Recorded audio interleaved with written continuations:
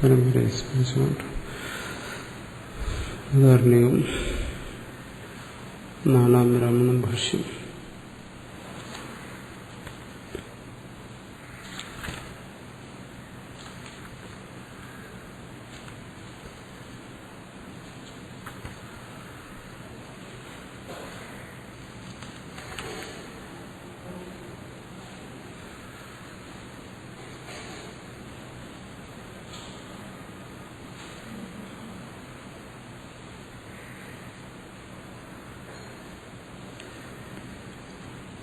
പറഞ്ഞു ഏവം വേദ അഹം ബ്രഹ്മാസ്മീതി സ ഇദം സർവം ഭവതി. അതാണ് കഴിഞ്ഞ ദിവസം വിശദീകരിച്ചത്. ആരാണോ ഏവം വേദ അഹം ബ്രഹ്മാസ്മീതി, അഹം ബ്രഹ്മാസ്മി എന്നറിയുന്നവൻ ഇദം സർവം ഭവതി, അവനിത് സർവവുമായിത്തീരുന്നു. തസ്യഹന്ന ദേവാശ്ചന അഭൂത്യ ഈശതി. പ്രഥമാഭാഗമാണ് വ്യാഖ്യാനിക്കുന്നത്. തത്ര യോ യോ ദേവാനാം മധ്യേ പ്രത്യബുദ്ധ്യത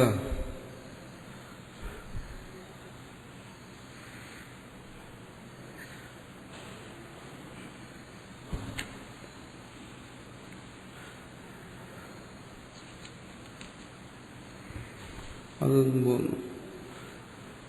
തദാത്മാനമേവേത് അഹം ബ്രഹ്മാസ്മീതി തസ്മത് തത് സർവമഭവത് തദ് യോ യോ ദേവാനാം പ്രത്യബുദ്ധ്യത സൈവ തദഭവത് തഥാ ഋഷീണാം തഥാ മനുഷ്യാണാം. ആ ഭാഗമാണ് അടുത്ത് വ്യാഖ്യാനിക്കുന്നത്. തത്ര യോ യോ ദേവാനാം മധ്യേ പ്രത്യബുദ്ധ്യത.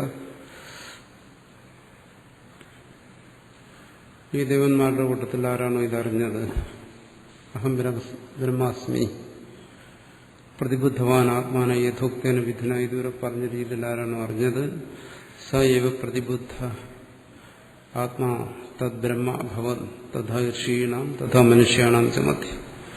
ദേവന്മാര്, ഋഷിമാര്, മറ്റു മനുഷ്യര്.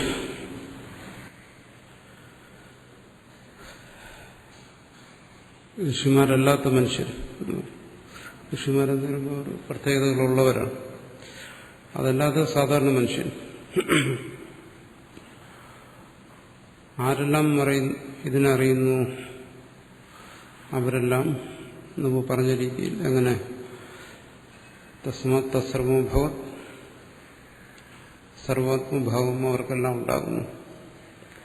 ബ്രഹ്മാസ്മി എന്നുള്ള ഈ ജ്ഞാനം ദേവന്മാർക്കും ഋഷിമാർക്കും മറ്റു മനുഷ്യർക്കും ആർക്കും ഉണ്ടാകാം.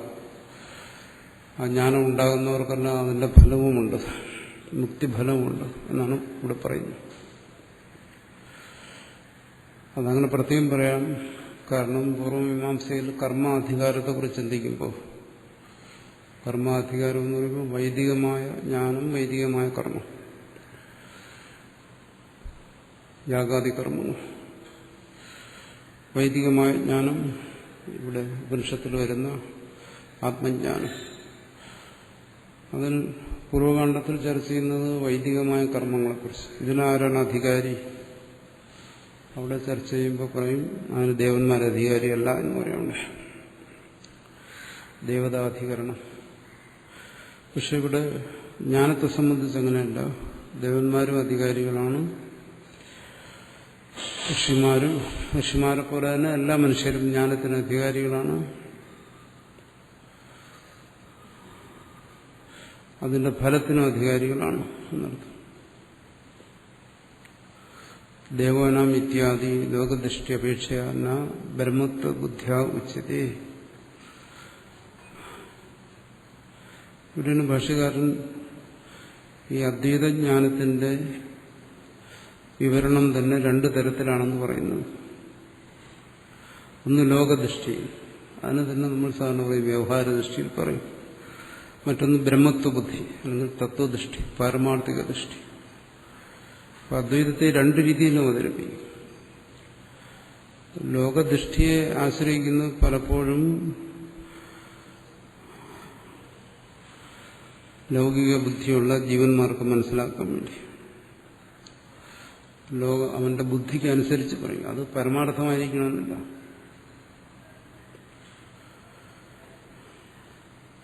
അദ്വൈതത്തിലെ ഏത് വിഷയങ്ങളെക്കുറിച്ച് പറയുമ്പോഴും അങ്ങനെയെല്ലാം പറയാം.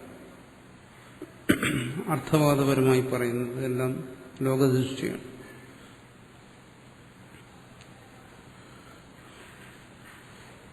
ഉദാഹരണം പറഞ്ഞാൽ തത്വജ്ഞാനിയെ കുറിച്ച് പറയുന്നു. തത്വജ്ഞാനി വിശപ്പും ദാഹം ഇതിനെല്ലാം അതീതനാണെന്ന് പറയുന്നു. അപ്പോൾ അത് ലോകദൃഷ്ടിയിൽ മനസ്സിലാക്കുമ്പോൾ ലൗകികർക്ക് അനുഭവപ്പെടുന്ന വിശപ്പും ദാഹവും ഒന്നും തത്വജ്ഞാനിക്ക് അനുഭവപ്പെടുന്നില്ല എന്ന് വരും. അങ്ങനെ ഗ്രഹിക്കും. സുഖദുഃഖങ്ങൾ അനുഭവിക്കുന്നില്ല, മാനാപമാനങ്ങൾ അനുഭവിക്കുന്നില്ല, ഇത്തരം അനുഭവങ്ങളൊന്നുമില്ല.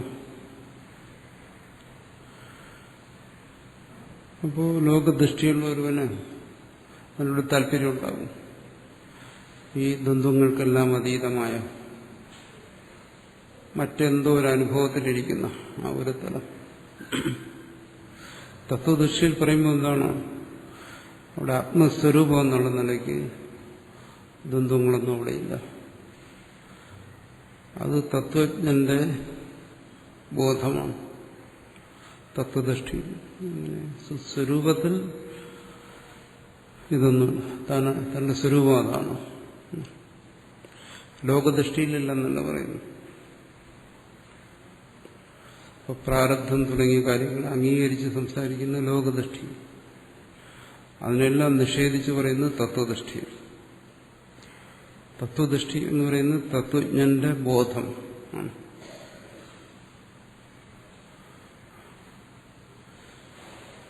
ലോകദൃഷ്ടി എന്ന് പറയുന്ന ഒരു തത്വജ്ഞനെ സംബന്ധിച്ച് ആർക്കും പറയാവുന്ന കൽപ്പനകൾ അതാണ്. ഒന്ന് തത്വജ്ഞനെ സംബന്ധിച്ച് പറയുന്നു, ഒന്ന് തത്വജ്ഞന്റെ ബോധം എന്താണെന്ന് വെളിപ്പെടുത്തുന്നു. അപ്പോൾ രണ്ടും തമ്മിലെ വ്യത്യാസം. ജ്ഞാനിയെക്കുറിച്ച് ജ്ഞാനമില്ലാത്തവന് ഒരുപാട് സങ്കല്പങ്ങൾ കാണും. ജ്ഞാനമില്ലാത്തതുകൊണ്ടാണ് സങ്കല്പം. അതങ്ങനെയായിരിക്കും, ഇങ്ങനെയായിരിക്കും, പലതരത്തിലുള്ള ആ സങ്കല്പങ്ങളെല്ലാം അലൗകികമായിരിക്കും. ലോകസാധാരണമായ കാര്യങ്ങളാണെങ്കിൽ പിന്നെ ജ്ഞാനിയും അജ്ഞാനിയും തമ്മിൽ എന്താ വ്യത്യാസം? താൻ കഷ്ടപ്പെട്ടിട്ട് ജ്ഞാനം നേടിയിട്ട് എന്താ പ്രയോജനം? അപ്പം ജ്ഞാനിയെ സംബന്ധിച്ച് ലോകസാധാരണമായ ഭാവനകളൊന്നും ആർക്കും ഇഷ്ടമുള്ള കാര്യമില്ല, കൽപ്പനകളൊന്നും ഇഷ്ടമുള്ള കാര്യമില്ല. അതുകൊണ്ട് സർവാത്മഭാവം പോലെയുള്ള എല്ലാ വിഷയങ്ങളിലും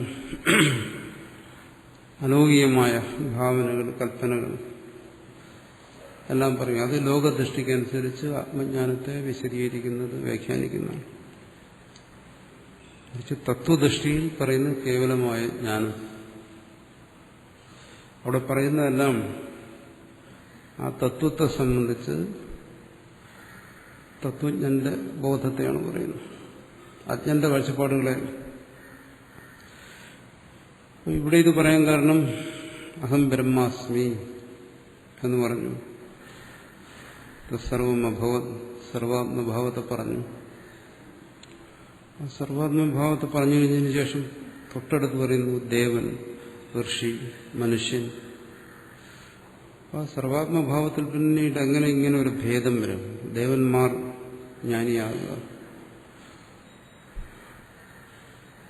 ഋഷിമാർ ജ്ഞാനിയാകുക, മനുഷ്യൻ ജ്ഞാനിയാകുക. വേർതിരിച്ച് ചോദിച്ചു കഴിഞ്ഞാൽ സർവാത്മഭാവം ഏകമാണ്, അദ്വയമാണ്. അവിടെ എങ്ങനെ രണ്ട് ജ്ഞാനി ഉണ്ടാകും? തത്വം ഏകമാണ്. അഹം ബ്രഹ്മാസ്മി എന്നുള്ള ജ്ഞാനത്തിൽ, ആ ബോധത്തിൽ ഭേദമേ ഇല്ല. പിന്നെ നിങ്ങൾക്ക് എങ്ങനെ രണ്ട് ജ്ഞാനിയെ കുറിച്ച് പറയാൻ പറ്റും? ഒരു ദേവനായ ജ്ഞാനി, ഒരു ഋഷിയായ ജ്ഞാനി, മനുഷ്യനായ ജ്ഞാനി, ഇങ്ങനെ പല ജ്ഞാനികളെ കുറിച്ച് എങ്ങനെ പറയാൻ പറ്റും? അങ്ങനെ പല ജ്ഞാനികളുണ്ടായിട്ടുണ്ട്. അങ്ങനെയെല്ലാം പറയുന്നത് ലോകദൃഷ്ടി അപേക്ഷിച്ച് ജനങ്ങൾക്ക് അതൊക്കെ വേണം. ഈ അജ്ഞനായ മനുഷ്യന് പല ജ്ഞാനികൾ വേണം. അജ്ഞനായ മനുഷ്യനെ സംബന്ധിച്ചിടത്തോളം തന്റെ ഗുരു, അന്യന്റെ ഗുരു, താനും അന്യനും എന്നുള്ള ഭേദമുണ്ടല്ലോ. അതുകൊണ്ട് തനിക്കൊരു ഗുരു വേണം, അന്യന്റെ ഗുരു വേണം. അജ്ഞന്റെ കാഴ്ചപ്പാട് തന്റെ ഗുരു ഉത്കൃഷ്ടനാണ്, അന്യന്റെ ഗുരു നികൃഷ്ടനാണ്. അത് അന്യന്റേതായതുകൊണ്ട് അതിലൊക്കെ ഭേദഭാവന വയ്ക്കുക. തന്റെ ഗുരു ശരിയായ ജ്ഞാനിയാണ്, അന്യന്റെ ഗുരു ശരിയായ ജ്ഞാനി ആയിട്ടില്ല. ഇത്തരത്തിലുള്ള ഭേദഭാവനകൾ വിട്ടിട്ട് ഈ പറയുന്ന ഏകത്വബോധം അത് ആ തത്വദൃഷ്ടിയുള്ള ജ്ഞാനിക്ക് മാത്രമേ ഉള്ളൂ. ജ്ഞാനിയെ ചുറ്റിക്കൂടിയിരിക്കുന്നവർക്കൊന്നും ആ തത്വബോധമില്ല. അപ്പൊ അവർക്ക് ഇതെല്ലാം ആവശ്യമാണ്, ലോകദൃഷ്ടി. ജ്ഞാനിക്ക് ആ ഭേദബുദ്ധി നശിച്ചിരിക്കുന്നെങ്കിലും കൂടി നിൽക്കുന്നവർക്കതില്ലല്ലോ. ഒരു ഭേദബുദ്ധി ആശ്രയിച്ച മുമ്പോട്ട് പോകുന്നു. ലോകദൃഷ്ടി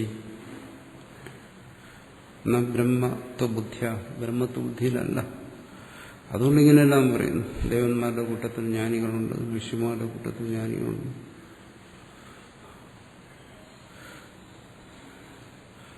ജ്ഞാനിയും ഏകമാണ്, ജ്ഞാനവും ഏകമാണ്.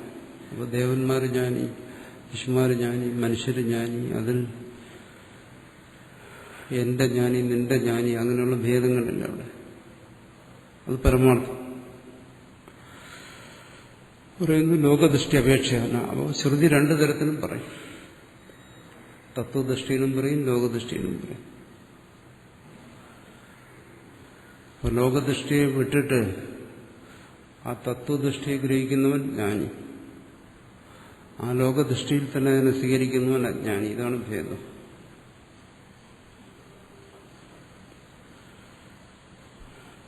പുരുഷാവിശ, ഈ ശരീരത്തിൽ അവൻ പ്രവേശിച്ചു എന്നൊക്കെ പറയുന്ന ഭേദദൃഷ്ടി അവന്റെ കാഴ്ചപ്പാടിനനുസരിച്ച് പറയുന്നത് സർവത്ര ബ്രഹ്മേവ അനുപ്രവിഷ്ടമിത്യൂചാമ. അവിടെ നിന്നൊക്കെ മനസ്സിലാക്കേണ്ട തത്വത്തെയാണ്. ഓരോ ശരീരത്തിലും ഓരോ ബ്രഹ്മം ഇരിക്കുന്നു. ഞാൻ ബ്രഹ്മമാണ്, ഞാൻ ബ്രഹ്മത്തെ അറിഞ്ഞവനാണ്, നീ ബ്രഹ്മത്തെ അറിഞ്ഞവനല്ല, അങ്ങനെയെന്നുള്ള ബോധത്തിലല്ല. സർവത്ര ബ്രഹ്മേവ അനുപ്രവിഷ്ടം, ഏകം തന്നെയാണ്. അധഃ ശരീരാദ്യുപാധി ജനത്തെ ലോകദൃഷ്ടി അപേക്ഷയാ ദേവാനാം ഇത്യാദിച്യത്തെ. അതുകൊണ്ട് ഈ ശരീരാദ്യുപാധി, ദേവശരീരം, മനുഷ്യശരീരം തുടങ്ങിയ ശരീരോപാധികളെ കൊണ്ടുണ്ടായ ലോകദൃഷ്ടി, ആ മനുഷ്യ ശരീരത്തിൽ തന്നെ ഐശ്വര്യാദി യോഗങ്ങളുള്ള വിശിഷ്ടമായ ഋഷിശരീരം, ഋഷിമാര്, സിദ്ധന്മാര്, യോഗികളുമൊക്കെയാണ്. ഇതൊന്നുമില്ലാത്ത കേവലം അജ്ഞരായ മനുഷ്യ ശരീരം, ശുദ്ധ സാത്വിക രൂപത്തിലുള്ള ഋഷിമാര്, രാജസ താമസ ഭാവങ്ങളിലുള്ള മറ്റ് ജീവന്മാര്, ഇതെല്ലാം ഉപാധികളെ ആശ്രയിച്ചിട്ടാണ്. അതിനെ ആശ്രയിച്ച് ഇങ്ങനെയൊക്കെ പറയുന്നതേ ഉള്ളൂ. പരമാർത്ഥതസ്തു തത്ര ബ്രഹ്മൈവ അഗ്ര ആസീത് പ്രാക് പ്രതിബോധാ ദേവാദിശരീരേഷു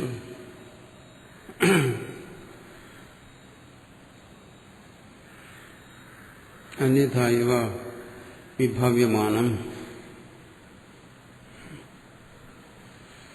അന്യഥ ഏവ വിഭാവ്യമാനം. ഇപ്പോ അനുഭവപ്പെടുന്നത് എങ്ങനെ? ദേവനായി, മനുഷ്യനായി, ഋഷിയായി, ജ്ഞാനിയായി, അജ്ഞാനിയായി, ഇങ്ങനെയൊക്കെ അനുഭവപ്പെടുന്നു. ആർക്ക്? അജ്ഞാനം. അങ്ങനെ അനുഭവപ്പെട്ടല്ലേ വരും. ജ്ഞാനി അറിഞ്ഞാലല്ലേ ജ്ഞാനിയെ സമീപിക്കാനും ജ്ഞാനം നേടാനുമെല്ലാം കഴിയും. അതെല്ലാം തന്റെ അജ്ഞാനത്തിൽ നിന്നുള്ള കൽപ്പനകളാണ്. പരമാർത്ഥമെന്തോ അന്യഥായവ വിഭാവ്യമാണ്. നേരെ തിരിച്ചു ഭ്രാന്തിയിൽ അനുഭവപ്പെടുന്നതാണ് ഇതെല്ലാം. വാസ്തവത്തിലോ തത്ര പരമാർത്ഥതസ്തു ബ്രഹ്മൈവാഗ്രാസി പ്രാക് പ്രതിബോധ. ഇനി ഈ ബോധമൊന്നും ഉണ്ടായില്ലെങ്കിലും, ഈ ബോധമൊന്നും ഉണ്ടാകത്തപ്പോഴും, താൻ അജ്ഞനായിരിക്കുമ്പോഴും ഏകമായ ആ ബ്രഹ്മം മാത്രമേ ഉള്ളൂ. അവിടെ അതിൽ ഈ ഭേദങ്ങളൊന്നുമില്ല. ദേവ, മനുഷ്യ, ഗുരു, ശിഷ്യ, ഒരു തരത്തിലുള്ള ഭേദം അവിടെ ഇല്ല. തനിക്ക് ബോധമുണ്ടോ ഇല്ലയോ എന്നുള്ളതിനെ ആശ്രയിച്ചല്ല അതിരിക്കുന്നു. തനിക്ക് ബോധമുണ്ടാകുമ്പോൾ ബ്രഹ്മം ഏകമാകുന്നു, ബോധമില്ലെങ്കിൽ ബ്രഹ്മം പലതാകുന്നു, അങ്ങനെയില്ല. തന്റെ ബോധത്തെ ആശ്രയിച്ച് നിലനിൽക്കുന്നതല്ല. അതുകൊണ്ട് പ്രത്യേകം പ്രതിബോധ. ഈ ബോധമൊക്കെ ഉണ്ടാകുന്നതിന് മുമ്പും അത് സർവത്ര ഏകമാണ്. പക്ഷെ അനുഭവത്തിൽ ഈ ബോധത്തിൽ പലതായി അനുഭവപ്പെടുന്നു.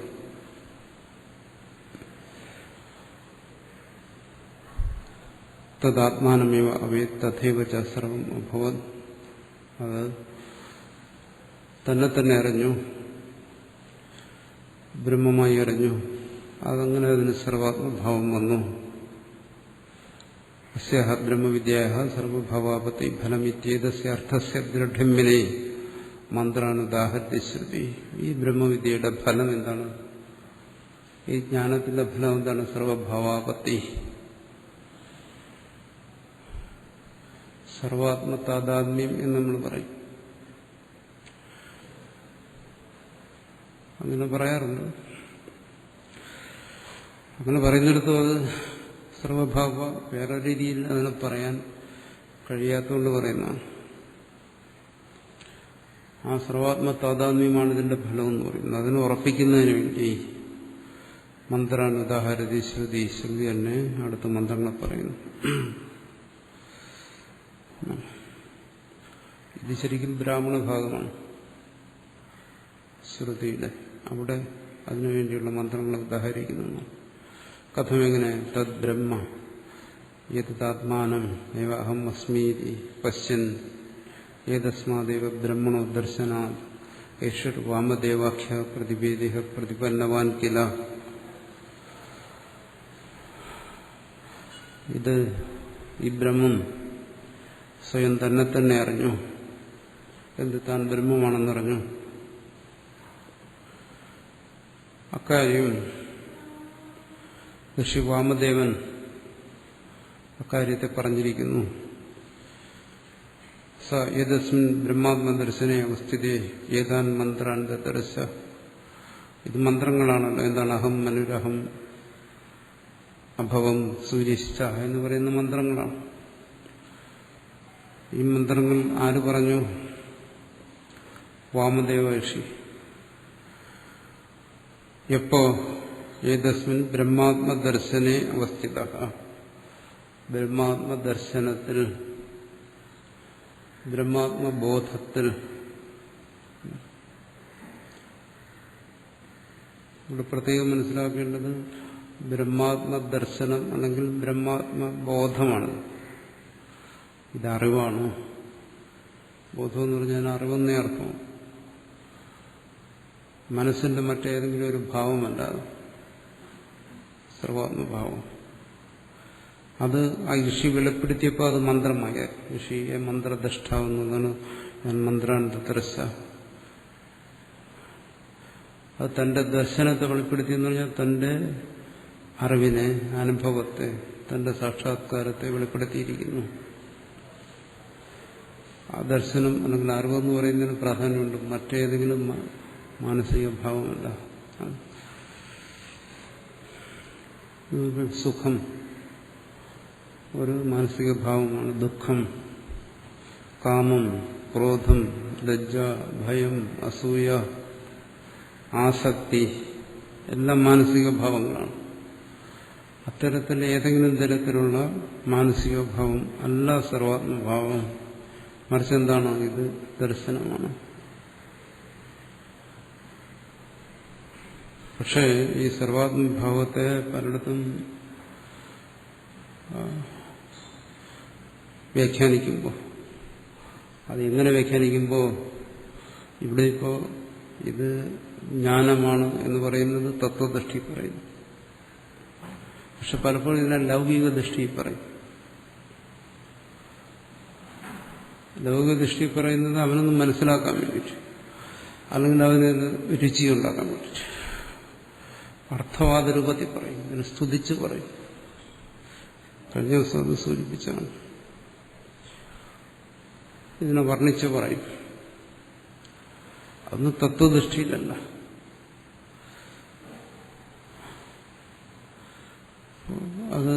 അതെങ്ങനെ പറയുന്നു? ലോകത്തിന് അജ്ഞാനി സർവാത്മഭാവത്തെ പ്രാപിച്ചിരിക്കുന്നു. ലൗകിക ദൃഷ്ടി പറയുന്നതിന് ഒരു ഉദാഹരണം പറയണം. അതുകൊണ്ട് ലോകത്തിന്റെ ദുഃഖം മുഴുവൻ ജ്ഞാനിയുടെ ദുഃഖമാണ് എന്ന് പറയും. ഇതിന് അർത്ഥവാദമാണ് ലോകദൃഷ്ടി പറയുന്നത്. ഈ പറയുന്നത് പൂർണ്ണമായും അസംബന്ധമല്ല. പക്ഷേ ഒരു തത്വജിജ്ഞാസു അതിനെ ആ രീതിയിലല്ല മനസ്സിലാക്കേണ്ടത്.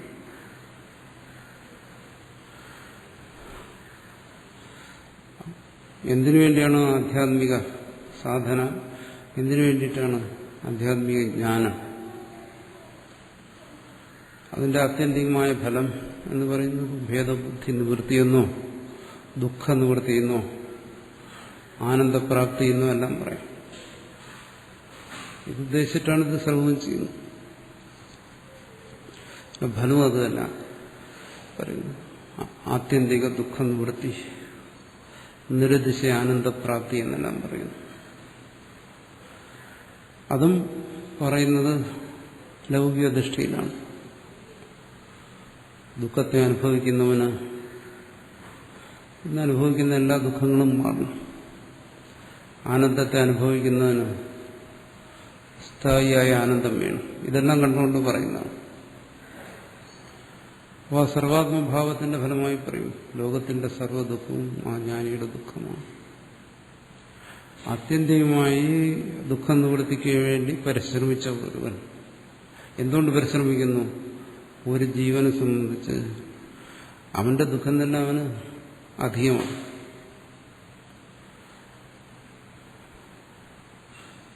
ഒരുവന് ശരിയായൊരു പല്ലുവേദന വന്നാൽ തന്നെ താങ്ങാൻ കഴിയത്തില്ല അതിന്റെ ദുഃഖം.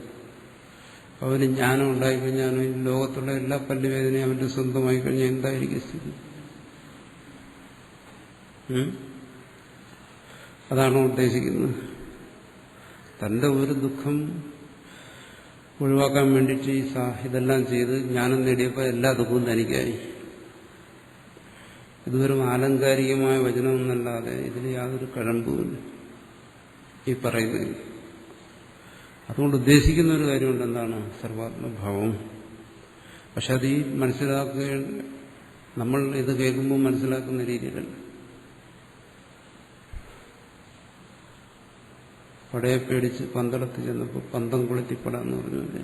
തന്റെ ഒരു ദുഃഖത്തെ ഒഴിവാക്കാൻ വേണ്ടി ജ്ഞാനം നേടിയപ്പോൾ സർവ്വ ദുഃഖവും തൻ്റെതായി. അതെന്താ? ശോഭനമാണോ? ആരെങ്കിലും ആഗ്രഹിക്കുമോ? അങ്ങനെ സംഭവിച്ചാൽ ജ്ഞാനം കൊണ്ട് എന്തെങ്കിലും പ്രയോജനമുണ്ടോ? അത് ശുദ്ധ അസംബന്ധമാണ്. ഈ പറയുന്ന അദ്വൈത ബോധവുമായിട്ട് യാതൊരു ബന്ധമില്ലാത്ത കാര്യമാണ്. എന്നാലും അങ്ങനെ പറയാറുണ്ട്. അങ്ങനെ പറയുന്നതിൻ്റെ ഒരു താല്പര്യമേ ഉള്ളൂ. എന്താണ്? എല്ലാവരുടെയും ദുഃഖത്തെ ജ്ഞാനി അനുഭവിക്കുന്നു, തന്റെ ദുഃഖത്തെ ഒഴിവാക്കിയിട്ട് മറ്റുള്ളവരുടെ ദുഃഖത്തെയൊക്കെ ഞാൻ സ്വീകരിക്കുന്നു, ഇങ്ങനെയും പറയും. എന്താണ്? ഞാൻ മറ്റുള്ളവരുടെ ദുഃഖത്തൊക്കെ ഇങ്ങോട്ട് എടുക്കുന്നു എന്നാൽ പിന്നെ എന്തിനാ ജ്ഞാനിയായത്? ദുഃഖ നിവൃത്തിക്ക് വേണ്ടി ജ്ഞാനിയായിട്ട് മറ്റുള്ളവരുടെ ദുഃഖത്തെ എടുക്കുന്നു, അതിനെന്താ അർത്ഥമുള്ളത്?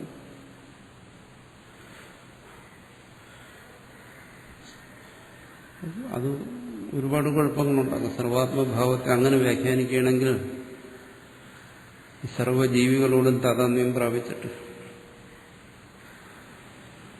തത്വജ്ഞാനി വളരെ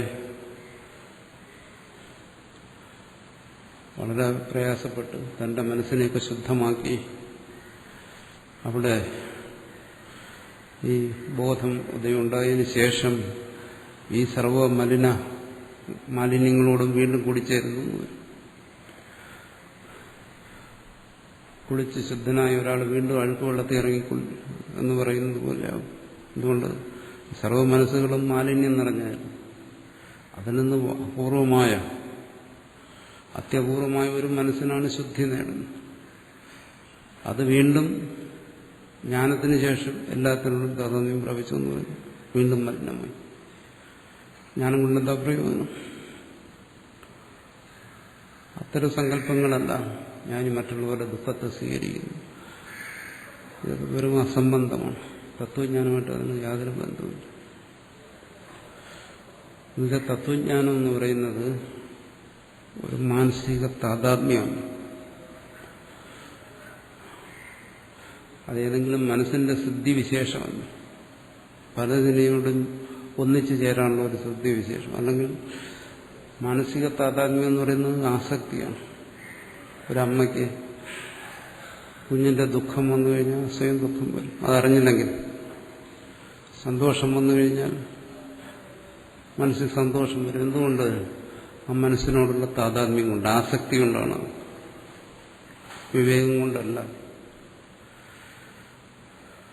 അതിന് തത്വജ്ഞാനത്തിന്റെ ആവശ്യമില്ല. അതിന് മാനസിക താതാത്മ്യം എന്ന് പറയും. ഇവിടെ മാനസിക താതാത്മ്യം എന്ന് പറയുന്നത് സർവാത്മ താതാത്മ്യം എന്നാണ് പറയുന്നത്. സർവ മനസ്സിനോടുള്ള താതാത്മ്യമല്ല. അപ്പോൾ അത്തരം ആസക്തി കൊണ്ട് അല്ലെങ്കിൽ ഏതെങ്കിലും സിദ്ധിവിശേഷം കൊണ്ട് വേറൊരാളുടെ മനസ്സുമായി താതാത്മ്യം പ്രാപിക്കുന്നതൊന്നും അല്ല ഇവിടെ പറയുന്നു. ഇവിടെ പറയുന്നത് എന്താണ്? അത് ദർശനമാണ്, തത്വബോധമാണ്. ബോധത്തിനപ്പുറം അതൊന്നുമല്ല. മാനസികമായ ഭാവങ്ങളിൽ പലതും വരാം, ഭാവനകളിൽ, കൽപ്പനകളിൽ, മനസ്സിന്റെ താതാത്മ്യത്തിൽ ഒക്കെയാണ് ഈ പറയുന്ന കാര്യങ്ങളെല്ലാം നിൽക്കുന്നത്. അതുകൊണ്ട് ഇവിടെ അതല്ല ഉദ്ദേശിക്കുന്നത്. തത്വജ്ഞാനിയുടെ വ്യവഹാരത്തെ കണ്ടിട്ട് നിശ്ചയിക്കാനും പാടില്ല. തത്വജ്ഞാനിയിൽ സുഖദുഃഖങ്ങൾ കാണുന്നില്ലേ? മറ്റുള്ളവരുടെ ദുഃഖത്തെ ദുഃഖിക്കുന്നു, മറ്റുള്ളവരുടെ സുഖത്തെ സുഖിക്കുന്നതായി കാണുന്നുണ്ടല്ലോ. അത് അംഗീകരിച്ചില്ലെങ്കിൽ പിന്നെ തത്വജ്ഞാനത്തിനോ തത്വജ്ഞാനിക്കോ ദൃഷ്ടാന്തമില്ലാതായിരിക്കും. അങ്ങനെ കാണുന്നുണ്ട്. അവിടെ എന്താണ് സംഭവിക്കുന്നത്? സർവലോകാനുരൂപം, സർവലോകത്തിനും അനുരൂപമായ രീതിയിൽ തത്വജ്ഞാനി വ്യവഹരിക്കുന്നേ പറഞ്ഞല്ലോ. അത് ലോകദൃഷ്ടിയിൽ, ലൗകിക ദൃഷ്ടിയിൽ അത് തത്വജ്ഞാനമാണ്, വ്യവഹാരമാണ്. ലോകദൃഷ്ടിയിലുള്ള വ്യവഹാരം. അതിന്റെ അർത്ഥം തത്വജ്ഞാനി അച്ഛനെ പോലെ ദുഃഖിക്കുന്നു, തത്വജ്ഞാനിയുടെ മനസ്സെല്ലാ മലിന മനസ്സുകളോടും താതാത്മ്യപ്പെട്ട് സ്വയം മലിനമാകുന്നു. ഈ വിഷയം തന്നെ ഈശ്വരന്റെ സർവാത്മഭാവത്തെക്കുറിച്ച്, ഈശ്വരന്റെ അന്തര്യാമിത്വത്തെക്കുറിച്ചെല്ലാം ചർച്ച ചെയ്യുന്നിടത്ത് ഇതേ വിഷയം ചർച്ച ചെയ്യും. ഈശ്വരൻ സർവാന്തര്യാമിയാണെന്ന് പറഞ്ഞു. അങ്ങനെയാണെങ്കിൽ ഈശ്വരന് സർവ്വമാലിന്യങ്ങളും പറ്റിയിരിക്കുമല്ലോ. അതല്ല, അവിടെ അത്തരത്തിലുള്ള ഒരു താതാത്മ്യമല്ല ഉദ്ദേശിക്കുന്നത്. ഈശ്വരൻ അസംഗനായി തന്നെ ഇരിക്കുന്നു. ഈശ്വര സ്വരൂപം അസംഗമായി തന്നെ ഇരിക്കുന്നു. തത്വജ്ഞാനിയുടെ സ്വരൂപം അസംഗം തന്നെ. അവിടെ എന്താണ്? തത്വജ്ഞാനം എന്നുള്ള ഒന്ന് മാത്രം. ആ തത്വജ്ഞാനത്തിലാണ് തന്റെ സ്വരൂപത്തെക്കുറിച്ചുള്ള ജ്ഞാനത്തെയാണ് പറയുന്നത്. എന്താണ് അത്? തന്റെ സ്വരൂപം സർവാത്മകമായിരിക്കുന്നു. അത് മനസ്സിന്റെയോ പ്രാണശക്തിയുടെയോ ഒന്നും തലമല്ല, കേവലം വിവേകത്തിന്റെ തലമാണ്. അതുകൊണ്ട് മറ്റുള്ളവർക്ക് വേദനിച്ചാൽ തത്വജ്ഞാനി വേദനിക്കും. അതാണ് തത്വജ്ഞാനത്തിന്റെ അടയാളം. അതല്ല മറ്റൊരാളുടെ വേദനയെ, സുഖദുഃഖാദികൾ സ്വസംവേദ്യമാണ്. എന്നുവെച്ചാൽ അവരവർക്ക് അറിയാൻ പറ്റും, മറ്റൊരാൾക്കറിയാൻ പറ്റത്തില്ല ഒരിക്കലും. അവൻ ദുഃഖിയാണെന്ന് ഞാൻ അറിയുന്നതോ അത് അനുമാനിക്കുന്നതാണ്. അവന്റെ ദുഃഖത്തിന്റെ അടയാളങ്ങൾ കണ്ടിട്ട് താൻ ഊഹിക്കുന്നു അവൻ ദുഃഖിയാണ്, അവന്റെ മുഖം വിവർണമായിരിക്കുന്നു, അവൻ ദുഃഖിയാണ്. ഉടൻ മനസ്സിലാക്കുന്നു അവന്റെ മുഖം പ്രസന്നമായിരിക്കുന്നു, അവൻ സുഖിയാണ്. എന്തുകൊണ്ട്? സുഖദുഃഖങ്ങൾ ആന്തരിക പ്രത്യക്ഷമാണ്. അത് പ്രത്യക്ഷമായിരിക്കുന്നത് അതിനെ പ്രകാശിപ്പിക്കുന്ന ചൈതന്യത്തിലാണ്. അത് പ്രത്യക്ഷമായിരിക്കുന്നത്. അത് ശരീരമാകുന്ന പരിച്ഛേദം, ശരീരപരിച്ഛിന്നമാണത്. അതുകൊണ്ട് ഒരിക്കലും ഒരാളുടെ സുഖദുഃഖങ്ങൾ മറ്റൊരാൾക്ക് പ്രത്യക്ഷമാകത്തില്ല. അങ്ങനെ സംഭവിക്കത്തില്ല. ഇനി അങ്ങനെ സംഭവിക്കണമെങ്കിൽ എന്തെങ്കിലും അലൗകികമായ സിദ്ധിവിശേഷങ്ങൾ മനസ്സിലുണ്ടാകും. അങ്ങനെ മനസ്സ് മറ്റൊരു മനസ്സിനോട് താതാത്മ്യപ്പെടണം. എന്നിട്ട് അത്തരം ഒരു പ്രക്രിയയിലൂടെ, അത് സാധാരണ അല്ല, അസാധാരണമായ ഏതെങ്കിലും രീതിയിൽ മനസ്സിന്റെ പ്രാണന്റെയൊക്കെ ശക്തിവിശേഷത്തിലൂടെ അനുമാനത്തിന്റെ സഹായം കൂടാതെ അതിന് അതീന്ദ്രിയ ജ്ഞാനം എന്ന് പറയും. ഇതിലൂടെ വേണമെങ്കിൽ വേറൊരാളുടെ സുഖത്തെ ദുഃഖത്തെ അറിയാൻ കഴിയും. അത് ജ്ഞാനത്തിന്റെ അടയാളമല്ല. കാരണം അവിടെയൊന്നും അതിന് സഹായിക്കുന്ന വിവേകമല്ല. വിവേകം സഹായിക്കുന്നിടത്ത് മാത്രമേ നമുക്ക് ജ്ഞാനത്തിന്റെ അടയാളമെന്ന് പറയാൻ പറ്റും.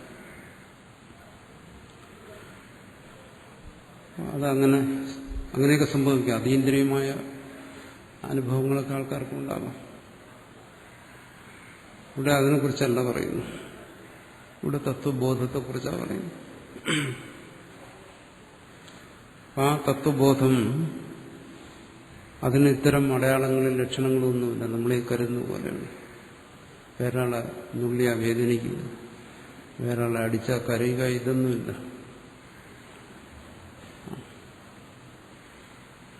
തത്വജ്ഞാനിയുടെ ലോകാനുരൂപമായ വ്യവഹാരം കണ്ടുകൊണ്ട് ഇത് തത്വജ്ഞാനത്തിന്റെ ലക്ഷണമാണെന്ന് ധരിക്കാനും പാടില്ല. അങ്ങനെ സംഭവിക്കത്തില്ല. തത്വജ്ഞാനി കേവലം ആശ്രയിച്ചിരിക്കുന്നത് ഈ സർവാത്മബോധത്തെ മാത്രം. അപ്പോൾ എനിക്ക് ഒരാൾ പറയുക, ഞാൻ ഈ തത്വമൊക്കെ ശ്രവണം ചെയ്തിട്ട് എനിക്ക് സർവാത്മഭാവം വരുന്നില്ല. അതെന്താ? ഞാനിപ്പോൾ രാമനാണ്, എൻ്റെ അടുത്തിരിക്കുന്ന കേശവനാണ്. എനിക്ക് കേശവനാണെന്ന് തന്നെ അറിയാൻ പറ്റുന്നില്ല.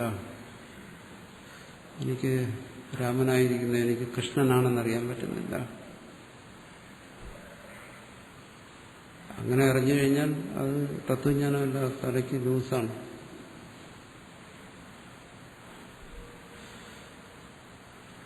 അങ്ങനെ ഒരു മാനസിക താതാത്മ്യം തത്വജ്ഞാനത്തിൽ സംഭവിക്കത്തില്ല. അതല്ല ഇവിടെ പറയുന്നു. അതുകൊണ്ടാണ് ഇതിനെ ദർശനമെന്ന് പറയുന്നത്. വലിയ കുഴപ്പമല്ലേ? എന്റെ അനുഭവം, ഞാൻ പുരുഷനാണ്, ഞാനിപ്പോൾ അറിയണം ഞാൻ സ്ത്രീയാണെന്ന് അറിഞ്ഞു കഴിഞ്ഞാലുള്ള കഥ എന്തായിരിക്കും? തത്വജ്ഞാനം കൊണ്ട് അതാണ് സംഭവിക്കുന്നതെങ്കിൽ എനിക്കാകെ ആശയക്കുഴപ്പം വരും. സ്ത്രീക്ക് പുരുഷനാണെന്ന് തോന്നിക്കഴിഞ്ഞാൽ ആകെ പ്രശ്നമാവും. അങ്ങനെയൊക്കെ തോന്നും ചിലർക്ക്. അത് ചില മാനസിക പ്രശ്നങ്ങൾ. തത്വജ്ഞാനം കൊണ്ട് അങ്ങനെ ഒരു മാനസിക താതാത്മ്യം എന്ന് അത് സങ്കല്പിക്കുമ്പോൾ തന്നെ നമുക്ക് തോന്നുന്നു അത് പരമാബദ്ധമാണ്. അപ്പോൾ അജ്ഞനോട് ഞാൻ താതാത്മ്യപ്പെട്ട് കഴിഞ്ഞാൽ എനിക്ക് സ്വയം അജ്ഞനാണ് എന്ന് കൽപ്പിക്കേണ്ടി വരും. ഞാൻ അജ്ഞനാണ്, എന്റെ സ്വരൂപത്തെ അറിയാത്ത. എന്തുകൊണ്ട് എനിക്കിപ്പോൾ അജ്ഞനോടാണ് താതാത്മ്യം? അങ്ങനെ സംഭവിക്കാറുണ്ടോ? പക്ഷെ അങ്ങനെയൊക്കെ നമ്മൾ ധരിച്ചിരിക്കുന്നു. ഞാൻ എല്ലാത്തിനോടും താതാത്മ്യപ്പെട്ടു, അതായിട്ടും ഇതായിട്ടും സൂര്യനായിട്ടും ചന്ദ്രനായിട്ടും ഒക്കെ ഞാൻ എന്നെ അറിയും. ഇങ്ങനെ രണ്ട് തലം. ഒന്ന് കേവലം തത്വജ്ഞാനത്തിൻ്റെ നില, മറ്റത് മാനസികമായ പല ഭാവങ്ങളുടെ നില. ഈ മാനസികമായ ഭാവം, താതാത്മ്യഭാവം, അതല്ല ഇവിടെ സർവാത്മഭാവം എന്നുകൊണ്ട് പറയുന്നത്. അതല്ല എന്നെങ്കിലും മനസ്സിലാക്കും. തത്വബോധം ഉണ്ടായില്ലെങ്കിലും ശരി, എന്താണ് തത്വബോധം അല്ലാത്തത് എന്നെങ്കിലും മനസ്സിലാക്കും. ഈ സർവാത്മഭാവത്തെക്കുറിച്ച് ഇങ്ങനെ പറഞ്ഞു കേട്ടിട്ട് എന്നോട് ചിലർ ചോദിച്ചിട്ടുണ്ട്, ഈ സർവാത്മഭാവത്തെക്കുറിച്ച് പറയുന്നുണ്ടല്ലോ, ഈ സർവാത്മഭാവം സ്വാമിക്കുണ്ടോ? ഞാൻ പറഞ്ഞില്ല, എനിക്കങ്ങനെ ഒരു സർവാത്മഭാവമില്ല. പിന്നെ ഇത് പറഞ്ഞിട്ടെന്താ കാര്യം? അങ്ങനെ ഒരു സർവാത്മഭാവത്തെക്കുറിച്ച്, നിങ്ങളുടെ സങ്കല്പത്തിലുള്ള ഒരു സർവാത്മഭാവത്തെക്കുറിച്ചല്ല ഞാൻ പറയുന്നു. അങ്ങനെ ഒരു സർവാത്മഭാവം ഉണ്ടാകാൻ ആഗ്രഹിക്കുന്നില്ല. അങ്ങനെ ഒരു സർവാത്മഭാവം ഉണ്ടായിക്കഴിഞ്ഞാൽ ചിലപ്പോൾ ആത്മഹത്യ ചെയ്യേണ്ടി വരും.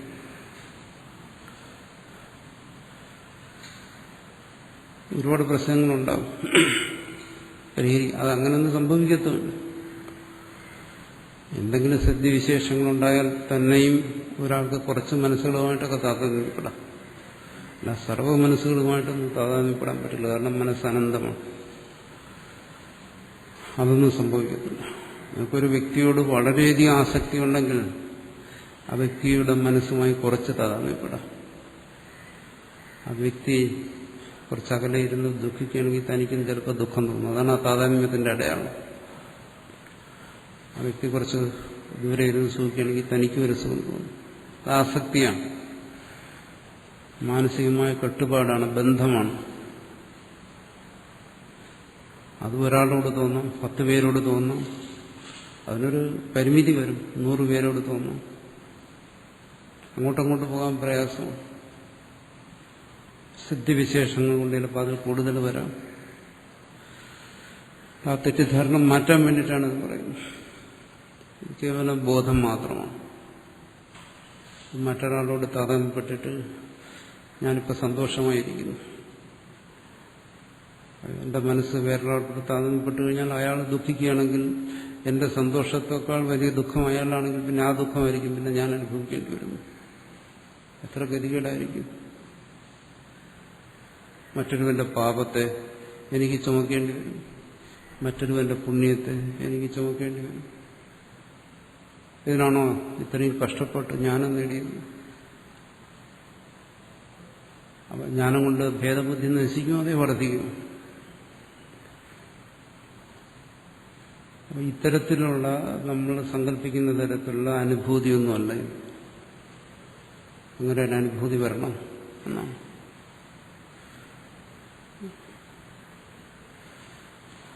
അതൊരാൾ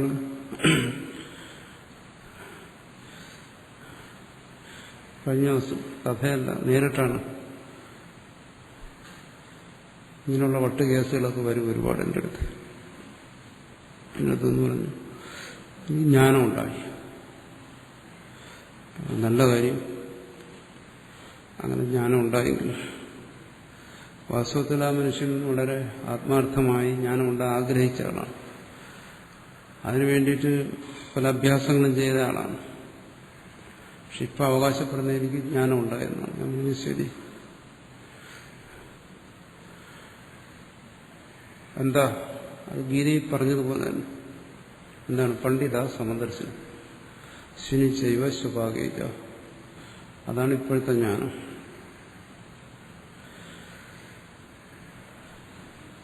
അപ്പോൾ ഞാൻ പറഞ്ഞു അതാ വേണ്ടത്.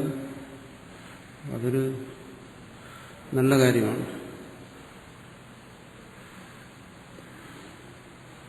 ശരി, അപ്പോൾ ജ്ഞാനത്തെ ഞാൻ ചോദിക്കാതെ തന്നെ ആൾ വിശദീകരിക്കുകയാണ്.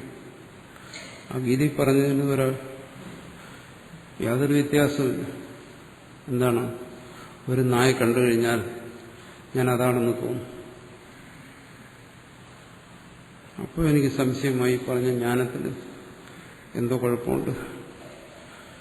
ഞാൻ ചോദിച്ചപ്പോൾ നായ ഭക്ഷിക്കണമെന്ന് തോന്നാറുണ്ടോ? നായ കാണുമ്പോൾ അതാണെന്ന് തോന്നുകയാണെങ്കിൽ നായ ഭക്ഷിക്കുന്നത് കാണുമ്പോൾ അത് ഭക്ഷിക്കണമെന്ന് തോന്നുന്നു. അങ്ങനെ തോന്നാറില്ല. അപ്പോൾ എന്തോ കുഴപ്പമുണ്ട്. താങ്കളുടെ ജ്ഞാനത്തിൽ എന്തോ ഒരു കുഴപ്പമുണ്ട്. നായ കാണുമ്പോൾ ഞാൻ നായാണെന്ന് തോന്നുന്നു. ശുനിജൈവ സ്വഭാഗേജ ഗീതയിൽ എഴുതിയിരിക്കുകയല്ലേ. നായ കണ്ടാലും നായെ പാകം ചെയ്ത് ഭക്ഷിക്കുന്നവനെ കണ്ടാലും എല്ലാം ബ്രഹ്മമായിട്ടാണ് കാണുന്നത് എന്ന് പറഞ്ഞിരിക്കുന്നതിൻ്റെ ചില അവ്യക്തമായ സ്മൃതികൾ, അത് മനസ്സിൽ ദൃഢമായി ആ സ്മൃതി. എന്നിട്ട് അതിനോട് താതാത്മ്യപ്പെട്ടു. എന്നിട്ട് ആ താതാത്മ്യത്തെ ജ്ഞാനമാണെന്ന് തെറ്റിദ്ധരിച്ചിരിക്കുക. ആണ് നായ കാണുമ്പോൾ ഞാനാണെന്ന് തോന്നുന്നത്. അങ്ങനെയാണെങ്കിൽ തൽക്കാലം നായ ഭക്ഷിക്കുന്നതിന് തനിക്ക് ഭക്ഷിക്കണമെന്നും തോന്നണം. പിന്നെ തന്റെ ഇതുവരെ ഭക്ഷിച്ച ഭക്ഷണം തന്നെ വേണമെന്ന് തോന്നുന്നു. അത് തോന്നുന്നുമില്ല. അപ്പോൾ ജ്ഞാനത്തിന് തകരാറുണ്ട്. അതല്ല, അത്തരത്തിലുള്ളൊരു മാനസിക താതാത്മ്യമല്ല. ഇത് കേവലമായ ബോധം. തത്വബോധം എന്ന് പറയുമ്പോൾ അതിന് വേറെ മാലിന്യങ്ങളൊന്നും, അത് ശുദ്ധമാണ്. അത് മനുവിന്റെ ദർശനം. അതാണ്. എന്താണ്? ഇപ്പൊ താൻ മനുവായിരിക്കുന്നു, ഞാൻ തന്നെയാണെന്ത്? അല്ല, വാമദേവന്റെ അനുഭവമാണ്. ഇപ്പൊ ഞാൻ വാമദേവൻ അങ്ങനെ വന്നു. ഞാൻ തന്നെയാണ് മനുവായിരുന്നത്, ഇന്നതാ സൂര്യനായിരിക്കുന്നത്, ഭാവിയിലെല്ലാമായിരിക്കുന്നത്, സർവാധാരമായിരിക്കുന്ന ആ തത്വം, അതാണ് താൻ. ആ സർവാധാരമായിരിക്കുന്ന തന്റെ തത്വത്തിൽ പ്രതീതമാകുന്നതാണ് മനു, സൂര്യൻ എന്നുള്ള ഈ ഭേദം, നാമരൂപാത്മകമായ ഭേദം ഈ തത്വത്തിൽ പ്രതീതമാകുന്നതാണ്. താനാ തത്വമാണ്, അതാണ് പരമാർത്ഥം എന്നുള്ള വിവേകമാണ്, ബോധമാണ്. ആ ബോധത്തിനപ്പുറം അവിടെ മനസ്സിന്റെ വേറെ കളികളൊന്നുമില്ല, മനസ്സിന്റെ വിഭ്രാന്തികളൊന്നും, മനസ്സിന്റെ ആസക്തികളൊന്നുമില്ല.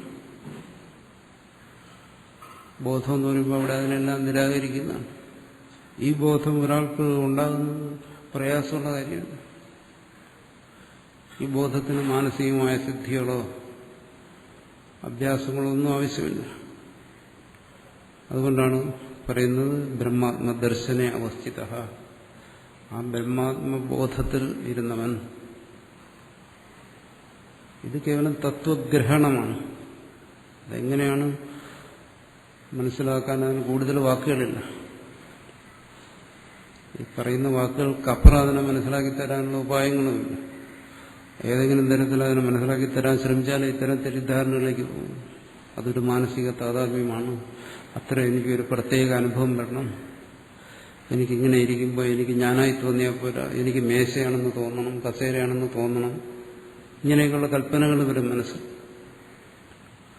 എന്നാലേ ജ്ഞാനിയാകത്തുള്ളൂ. അത് കേവലമായ തത്വബോധത്തിനപ്പുറം ഒന്നുമല്ല. തദ്ദേതത് ബ്രഹ്മ പശ്യന്യതി ബ്രഹ്മവിദ്യ പരാമർശ പറയുന്നു. ഇവിടെ ചർച്ച ചെയ്യുന്നതിനെ കുറിച്ച് ബ്രഹ്മവിദ്യയെക്കുറിച്ചാണ്, അറിവിനെക്കുറിച്ചാണ്, ബോധത്തെക്കുറിച്ചാണ്.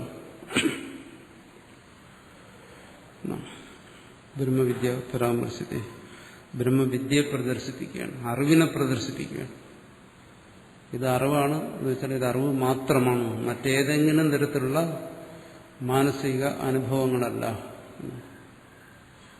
മറ്റുള്ളതെല്ലാം മാനസിക അനുഭവങ്ങളാണ്. മാനസിക അനുഭവങ്ങൾ എന്ന് പറഞ്ഞു കഴിഞ്ഞാൽ സുഖം ഒരു മാനസികാനുഭവം, ദുഃഖം ഒരു മാനസികാനുഭവം, ആസക്തി ഒരു മാനസികാനുഭവം.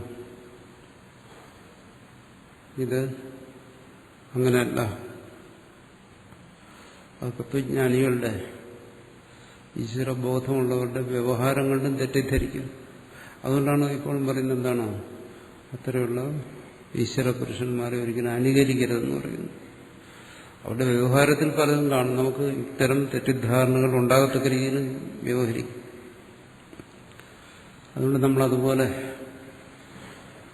അത് പരമാർത്ഥമാണെന്ന്, കാരണം വ്യവഹാരം എപ്പോഴും ലോകാനുരൂപം. തത്വജ്ഞാനി എന്ന് പറയുമ്പോൾ എന്താണ്, സർവ്വലോകത്തിനും അനുരൂപനായിരിക്കുന്നു. അതുകൊണ്ടത് ഒരിക്കലും തന്റെ തത്വജ്ഞാനത്തിന്റെ നിലയെ പ്രദർശിപ്പിക്കുന്ന, അത് പ്രദർശിപ്പിക്കാൻ ഒക്കത്തില്ല. മറ്റ് ഭാവങ്ങളൊക്കെ പ്രദർശിപ്പിക്കാൻ പറ്റും. അത് ലോകത്തിന് ഗുണമാണെങ്കിൽ മറ്റ് ഭാവങ്ങളെ പ്രദർശിപ്പിക്കും. അങ്ങനെ കരുതുന്നു. തത്വജ്ഞാനത്തിന് ഒരിക്കലും പ്രകടനമില്ല. ബാക്കിയുള്ള പ്രവർത്തനങ്ങൾ ലോകസംഗ്രഹാർത്ഥം തത്വജ്ഞാനം ചെയ്യുന്ന പ്രവർത്തനങ്ങൾ. അത് കണ്ടിട്ട് അത് തത്വജ്ഞാനമാണ് തെറ്റിദ്ധരിക്കരുത്. അത് നമുക്ക് പറയാം എന്താണ്, ആ തത്വജ്ഞാനിയുടെ വിഭൂതികളെന്ന് വേണമെങ്കിൽ പറയാം, ആ തത്വജ്ഞാനിയുടെ ഐശ്വര്യങ്ങളെന്ന് വേണമെങ്കിൽ പറയാം. ഇവിടെ അതല്ല. ഇവിടെ പറയുന്നത് ആ തത്വജ്ഞാനത്തിന്റെ സ്വരൂപം എന്താണെന്ന് ജിജ്ഞാസുവിനെ മനസ്സിലാക്കി കൊടുക്കുകയാണ്. ബ്രഹ്മവിദ്യാഫലം തദ്ദേതദ് ബ്രഹ്മ പശ്യൻ, ഈ ബ്രഹ്മത്തെ സാക്ഷാത്കരിച്ചുകൊണ്ട് തത്വബോധത്തിൽ, തത്വദൃഷ്ടിയിൽ എന്നെല്ലാം പറയുമ്പോൾ പശ്യൻ ശത്രന്തം, അങ്ങനെ അറിയുന്നവനായി, അറിഞ്ഞുകൊണ്ടിരിക്കുന്നവനായി, ബോധിക്കുന്നവനായി എന്നെല്ലാം പറയുമ്പോൾ എന്താണ്, അവന്റെ അറിവിനെ പരാമർശിക്കുകയാണ്. അറിവിനെ മാത്രം. അത് കേവലമായ അറിവ് മാത്രമാണ്. അഹം മനരാഭവം സൂര്യസ്ഥിത്യാദിന സർവഭാവാപത്യം ബ്രഹ്മവിദ്യാഫലം പരാമർശതി. അവിടെ കേവലമായ അറിവ് എന്താ പറഞ്ഞു? അറിവിനെന്താ ഫലം? ഭേദത്തെ നിരാകരിക്കുക എന്നാണ് അറിവിന്റെ ഫലം. അത് ആ ഭേദത്തെ എവിടെ നിരാകരിക്കുന്നു? തന്നിൽ. എന്തുകൊണ്ട്? തന്റെ ബോധം കൊണ്ട്. അതാണ് അതിന്റെ ഫലം. അത് തന്നിൽ, തന്റെ ബോധത്തിലൂടെ സംഭവിക്കുന്ന ഒരു കാര്യമാണ് ഭേദനിരാകരണം എന്ന് പറയുന്നത്. അത് രണ്ടിനും കാണിക്കും. ഒന്നാം ബോധത്തെ കാണിക്കും, മറ്റൊന്നാം ബോധത്തിന്റെ ഫലത്തെ കാണിക്കും. ആ ബോധത്തിന്റെ ഫലത്തെ കാണിക്കാൻ വേണ്ടിയിട്ടാണ് പറയുന്നത് ഞാൻ തന്നെയാണ് സൂര്യൻ, ഞാൻ തന്നെയാണ് ചന്ദ്രൻ, ഞാൻ തന്നെയാണ് നക്ഷത്രം എന്നെല്ലാം പറയുന്നു. അതുകൊണ്ട് ഉദ്ദേശിക്കുന്നത് ആ ഭേദ നിവൃത്തിയാണ്. അതിനപ്പുറം മറ്റൊന്നുമല്ല. ഭേദനിവൃത്തി എന്ന് പറയുമ്പോൾ അവിടെ പിന്നെ മറ്റൊന്നും ശേഷിക്കുന്നുണ്ടല്ലോ. മനസ്സിന് വേറെ ഭാവങ്ങളൊന്നും വാസ്തവത്തിൽ ശേഷിക്കുന്നില്ല. തത്വജ്ഞാനത്തിൽ മനസ്സിന്റെ മറ്റ് ഭാവങ്ങൾക്ക്, ഭാവനകൾക്ക്, കൽപ്പനകൾക്കൊന്നും അവിടെ സ്ഥാനമില്ല. അതെല്ലാം അലീകങ്ങളാണ്, അത് നിലനിൽക്കുന്നില്ല. നമുക്ക് ഭേദത്തെ ആശ്രയിച്ച് നിലനിൽക്കുന്ന കാര്യങ്ങളാണ് ഭാവനകളും കൽപ്പനകളുമെല്ലാം. മനസ്സിന് അനന്തമായ ഭാവങ്ങളുണ്ട്. അനന്തമായ ഭാവങ്ങളിലാണ് ഈ പ്രപഞ്ചം തന്നെ ഇങ്ങനെ പ്രതീതമാകുന്നത്. നാമരൂപാത്മകമായി ഒന്നിനൊന്ന് വേറിട്ട് ഞാൻ, നീ, ഇതൊക്കെ മനസ്സിന്റെ വൈചിത്ര്യമാണ്. മനസ്സിന്റെ അനന്തമായ ഭാവങ്ങളാണ്. ഈ ഭാവങ്ങളെ പാടെ നിരാകരിക്കണം, ഓരോന്നോരോന്നായിട്ടുണ്ട്. പൂർണ്ണമായും നിരാകരിച്ച് പിന്നെ അവിടെ ശേഷിക്കുന്നതാണ് കേവലമായ ആ ബോധം. അതിന്റെ ഫലമായി വരുന്ന ആ സർവഭാവാപത്തി എന്ന് പറയുന്നത് വീണ്ടും ഈ ഭേദത്തെ ആശ്രയിക്കുന്നതല്ല. സർവഭാവാപത്തിയും ഞാൻ നായായി എന്ന് പറയുമ്പോൾ ആദ്യം ഞാൻ വേറെ നായ് വേറെയാണ്. എന്നിട്ട് പിന്നെ ഞാൻ നായോട് താതാത്മ്യപ്പെടണം. അങ്ങനെയല്ല. എനിക്ക് സ്വയം നായാണെന്ന് തോന്നണം. അങ്ങനെയല്ല. അവിടെ ഇത് രണ്ടുമില്ല. സർവാധാരമായിരിക്കുന്ന ഏകമായ തത്വം താനതാണ്. അതാണ് സർവവും. ഈ ബോധത്തെ കേവലം ആ ബോധത്തെ മാത്രം ആശ്രയിക്കുക. മറ്റ് ആ ബോധത്തിന് വിരുദ്ധമായി വരുന്ന കൽപ്പനകളും ഭാവനകളുമാണ് മറ്റുള്ളതെല്ലാം. അതാണ് ബ്രഹ്മവിദ്യാഫലം. അതിനെ പരാമർശിക്കുന്നു. ഇവിടെ ബ്രഹ്മവിദ്യയും ബ്രഹ്മവിദ്യയുടെ ഫലത്തെയും പരാമർശിക്കുന്നു. പശ്യതു സർവാത്മഭാവം ഫലം പ്രതിപീതേ ഇത്യസ്മാത് പ്രയോഗാ ബ്രഹ്മവിദ്യ അസഹായ സാധന സാധ്യം മോക്ഷം പ്രദർശിതി പറയുന്നു. ഇതിനോട് മറ്റൊന്നിനെയും കൂട്ടിച്ചേർക്കരുത്. ആധ്യാത്മികം എന്ന് പറഞ്ഞാൽ അദ്വൈതം മാത്രമാണ്. അതിനകത്ത് ഒരുപാട് വിഷയങ്ങളുണ്ട്. ഭൗതികം ലൗകികം എങ്ങനെയാണോ പലതായിരിക്കുന്നത്, നാനാത്വത്തിലിരിക്കുന്നത്, അതുപോലെ ആധ്യാത്മികവും നാനാത്വത്തിലാണ്. ഒരുപാട് പദ്ധതികൾ, ഒരുപാട് ഉപായങ്ങൾ, പ്രാപിക്കേണ്ടതായ ഒരുപാട് സാധ്യങ്ങൾ, സിദ്ധികൾ, ഇതെല്ലാം ആധ്യാത്മികതയിലുണ്ട്. പക്ഷെ ഇവിടെ അത്തരം ആധ്യാത്മികതകളെ കുറിച്ചല്ല ചർച്ച ചെയ്യുന്നത് ഭാഷ്യകാരൻ. ഇവിടെ ചർച്ച ചെയ്യുന്നത് എന്താണ്? ബ്രഹ്മവിദ്യ, ആത്മബോധം, അതിനെക്കുറിച്ച് പറയുന്നത് എന്ത്? ബ്രഹ്മവിദ്യ അസഹായ സാധന സാധ്യം. അസഹായ സാധനം എന്നാണ്. ഈ ബ്രഹ്മവിദ്യ എന്ന് പറയുന്നത് മറ്റൊന്നിനെയും ആശ്രയിക്കാത്ത വിദ്യയാണ്. മറ്റൊരു തരത്തിൽ തത്വബോധമല്ലാതെ അവിടെ മറ്റൊരു തരത്തിലുള്ള ഭാവനകളെ, കൽപ്പനകളെ ആശ്രയിക്കാത്ത ഒന്നാണ്. നമ്മൾ തത്വബോധത്തിനോടൊപ്പം കൊണ്ടു നടക്കുന്നുണ്ട് ഒരുപാട് കൽപ്പനകൾ, ഭാവനകൾ. അതൊക്കെ നമുക്ക് ആവശ്യമാണ്. ഈ ലോകത്ത് നമ്മുടെ ഈ അജ്ഞാനത്തെ നമുക്ക് ഉറപ്പിച്ചു നിർത്തണമെങ്കിൽ ഇത്തരം കുറെ കാര്യങ്ങളിലൂടെ നമുക്ക് വേണം. നമ്മുടെ സാധനകളും നമ്മുടെ സാധ്യമെല്ലാം ഈ പറയുന്ന സഹായങ്ങളെ ആശ്രയിച്ചാൽ പോകുന്നു. അതുകൊണ്ടാണ് ഈ പറയുന്ന തരത്തിലുള്ള തത്വനിഷ്ഠ അല്ലെങ്കിൽ തത്വബോധത്തിൽ നമുക്ക് ഉറയ്ക്കാൻ കഴിയാത്ത. ആ തത്വബോധത്തിനോടൊപ്പം നമ്മൾ പലതിനെ കൂട്ടിച്ചേർക്കാൻ ആഗ്രഹിക്കുന്നു. ഇവിടെ പറയുന്നു അസഹായ സാധനം. ഇത് ആണ് അന്തിമമായ സാധനം. ഈ ബോധം, പരമാത്മബോധം, അതിന് ഒന്ന് കൂട്ടിച്ചേർക്കാനുണ്ട്. അതിന്റെ സഹായത്തിന് നിങ്ങളൊന്നിനെയും കൂട്ടുപിടിക്കണ്ട. അതിനങ്ങനെ ഒരു സഹായമില്ല. ഇനി എന്തെങ്കിലും ഒരു സഹായം അതിന് നിങ്ങൾ കൂട്ടിച്ചേർത്താൽ അതല്ലാതായിത്തീരും. ആ തത്വബോധമല്ലാതായിത്തീരും. തത്വബോധത്തിന് ഒന്നിനോടും സന്ധി ചെയ്യാൻ പറ്റത്തില്ല. അത് ഭേദത്തെ നിരാകരിക്കുകയാണ്. ഭേദത്തെ അംഗീകരിച്ചുകൊണ്ട് പോകാൻ അതിന് കഴിയത്തില്ല. ഒരു തരത്തിലുള്ള ഭേദത്തെ ആ തത്വബോധത്തിൽ ഇല്ല. അത്തരമൊരു തത്വബോധമാണ് വേണ്ടത്. പശ്യൻ സർവാത്മഭാവം ഫലം പ്രതിപേദേ ഇത്യസ്മാത് പ്രയോഗാത്. അതുകൊണ്ട് അതാ ഉദ്ദേശിക്കുന്നത്. ഇവിടെ പറയുന്ന ഫലമായ സർവാത്മഭാവം കേവലമായ ജ്ഞാനത്തിന്റെ ഫലമാണ്.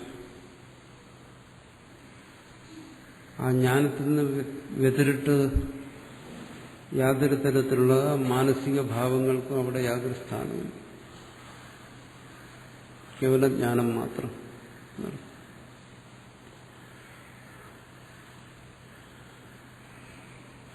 അതാണ് തത്വജ്ഞാനിയെ കുറിച്ച് പറയുന്നത്. അഹേതുക ദയാസിന്ധു.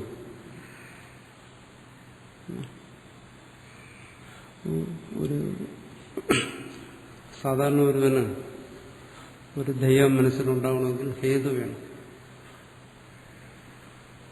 എന്താ ഹേതു?